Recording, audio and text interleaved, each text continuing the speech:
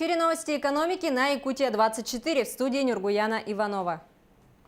Президент России Владимир Путин предложил продлить надзорные каникулы для некоторых категорий предпринимателей еще на 2 года.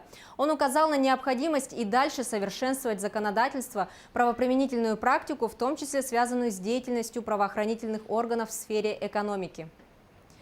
Практика показала, что есть сферы, где нужен постоянный, даже еще более жесткий контроль. Это прежде всего касается компаний, которые имеют так называемый высокий профиль риска, чья деятельность напрямую затрагивает жизнь и безопасность людей, сказал российский лидер на пленарном заседании форума «Малый бизнес. Национальный проект».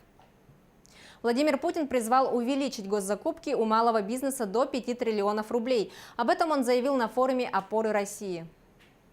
В текущем году, по предварительным данным, это уже более 3 триллионов рублей. Теперь корпорации по развитию малого и среднего предпринимательства совместно с бизнесом предстоит взять следующую высоту. К 2024 году довести объем закупок до 5 триллионов рублей, сказал президент, заметив, что это достижимая цель.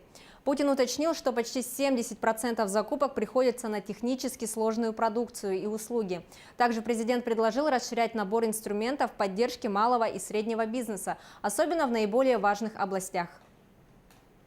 Госдума приняла в первом чтении законопроект об увеличении минимального размера оплаты труда. Таким образом, со следующего года МРОТ увеличится на 117 рублей и составит 11 280 рублей в месяц. В документе отмечается, что дополнительные расходы работодателей в связи с повышением МРОТ составят 13,7 миллиардов рублей. Напомним, с 1 мая этого года МРОТ сравнялся с прожиточным минимумом. По новым правилам минимальный размер оплаты труда ежегодно должен устанавливаться на уровне прожиточного минимума за второй квартал предыдущего года. По оценкам Высшей школы экономики, повышение МРОТ до уровня прожиточного минимума может снизить неравенство среди наиболее низкооплачиваемых работников, не вызвав роста безработицы. К 2022 году занятость в лесной промышленности Дальнего Востока вырастет на 15–20%.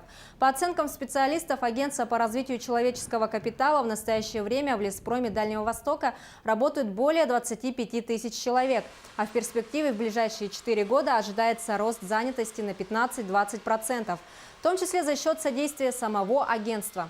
Напомним, Агентство по развитию человеческого капитала Дальнего Востока оказывает всестороннюю поддержку в привлечении необходимых специалистов для ключевых отраслей экономики Дальнего Востока, в том числе размещает актуальные вакансии на электронных площадках, проводит первичный отбор соискателей, формирует пул потенциально интересных кандидатов и проводит ярмарки вакансий. Полюс Алдан достиг рекордных показателей производства драгметалла. С начала этого года на золотоизвлекательной фабрике и участке кучного выщелачивания добыли 5 тонн золота. По основным направлениям деятельности Полюс Алдан фиксируется стабильность и рост. Это касается и добычи руды, и основного показателя – производства золота. По итогам третьего квартала объем совокупного производства золота по сравнению со вторым кварталом вырос на 13%, чему способствовало увеличение переработки руды на участке кучного выщелачивания, отметил управляющий директор компании Полюс Алдан Алексей Носков. Алроса готовит к запуску новую промышленную мельницу в Удачнинском ГОК. В текущем году затраты компании на приобретение и установку мельницы составили более 14 миллионов евро. Это уже третья по счету мельница мокрого измельчения, которую установили на участке рудоподготовки. Сейчас ведутся пусконаладочные работы, полностью заменен барабан, основная часть мельницы. Всего на участке имеется 7 мельниц, 5 импортного производства и 2 отечественного. Часть из них отработали более 40 лет и имели полный физический износ. Сейчас на фабрике номер 12 мы планируем увеличить объемы производства до 10,5 миллионов тонн руды в год в связи с открытием Верхнемунского месторождения и развитием подземной добычи руды. Поэтому постепенная замена измельчительного оборудования является важнейшей задачей, сказал начальник обогатительной фабрики номер 12 Вадим Рудометкин. Переоснащение на фабрике началось в апреле текущего года. Запустить мельницу планируется в конце октября. Компания «Эгопласт» ввела в эксплуатацию завод по производству полиэтиленовых труб для воды и газа, а также полозьев для саней и снегоходов.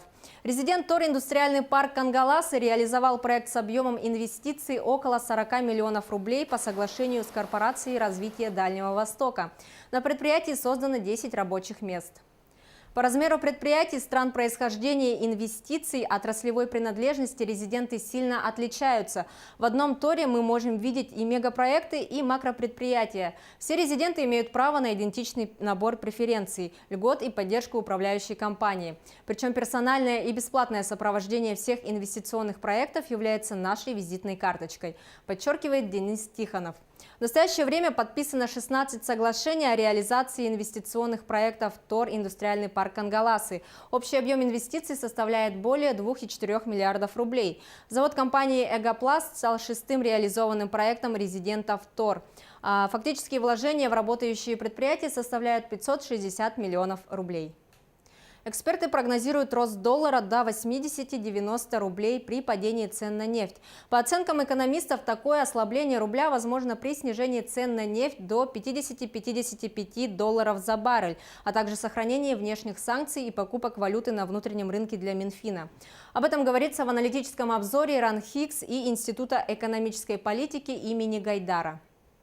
По нашему мнению, при предполагаемом снижении цен на нефть на 25% от текущего уровня, продолжение действия бюджетного правила, предполагающего покупки валюты на внутреннем рынке и сохранение внешних санкций, риск более быстрого падения курса рубля, выход его на уровень 80-90 рублей за доллар при цене нефти 50-55 долларов за баррель очень высок, говорится в исследовании.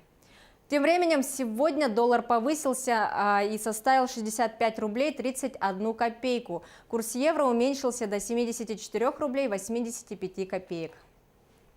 На этом у меня все. Оставайтесь в курсе экономических событий на Якутия 24.